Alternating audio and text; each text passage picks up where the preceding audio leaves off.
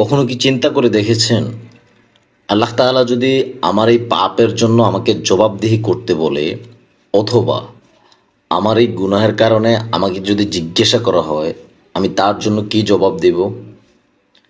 প্রিয় দিনী ভাই ও বোন, আজকে আমি এই ভিডিওতে আপনাকে ছোট্ট একটা দোয়া শিখিয়ে দেব ইনশাআল্লাহ। এই দোয়াটা যদি আপনি পাঠ করেন, আল্লাহ তাআলা আপনার জীবনের জানা অজানা যত গুনাহ আছে সকল গুনাহ মাফ করে দেবেন। এবং ছোট্ট একটা কাজ করতে আমি নিষেধ করব, এই কাজটা কখনো করবেন না। তাহলে এই দোয়ার বদৌলতে আল্লাহ তাআলা আপনার জীবনের সকল গুনাহগুলি মাফ করে দিবেন। আমি অল্প কিছু সময় আপনার থেকে নিচ্ছি ইনশাআল্লাহ। দেখেন, আল্লাহ তাআলার একটি গুণবাচক নাম হচ্ছে আল গাফফার, অর্থাৎ অতি ক্ষমাশীল, পরম ক্ষমাশীল। গাফফার তিনি, যিনি সবসময় ক্ষমাকারী ও গুনাহ মার্জনাকারী হিসেবে সুপরিচিত। সবাই তার ক্ষমা ও মার্জনার প্রতি মুখাপেক্ষী ও নিরুপায়, যেমনিভাবে সবাই তার রহমত ও দানের প্রতি নিরুপায়।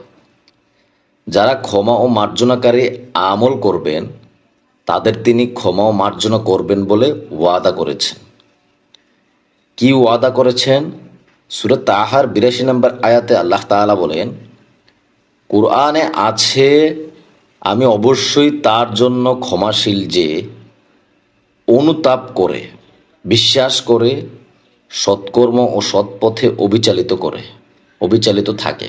অর্থাৎ আপনি সৎপথে থাকতে হবে, আর আপনাকে ক্ষমা চাইতে হবে। আর ক্ষমা চাইবেন এই গুনাহের জন্য কি দোয়া পড়ে, সেই দোয়াটাই আমি বলে দিচ্ছি, আপনাকে শিখিয়ে দিচ্ছি, শিখে যান।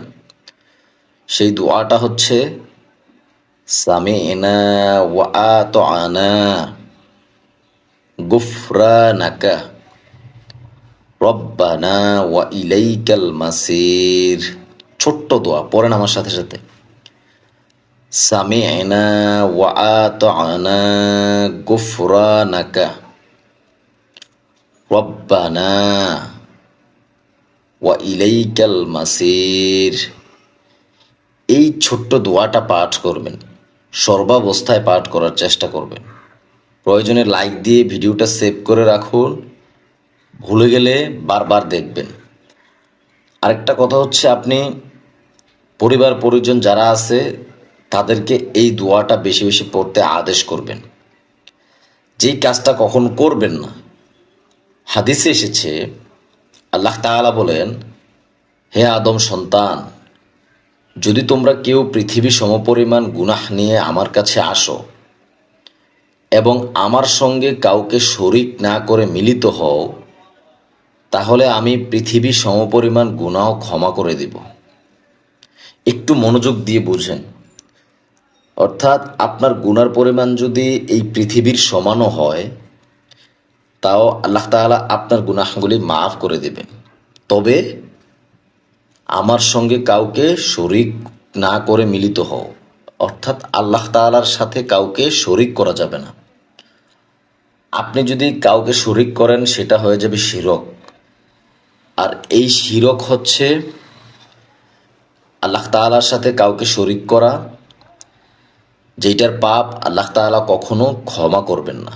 শুধু এই একটা কাজ করবেন না, শিরক করবেন না।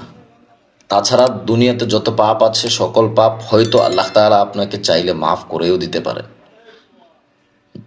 ভালো থাকবেন। আসসালামু আলাইকুম ওয়া রাহমাতুল্লাহি ওয়া বারাকাতুহু।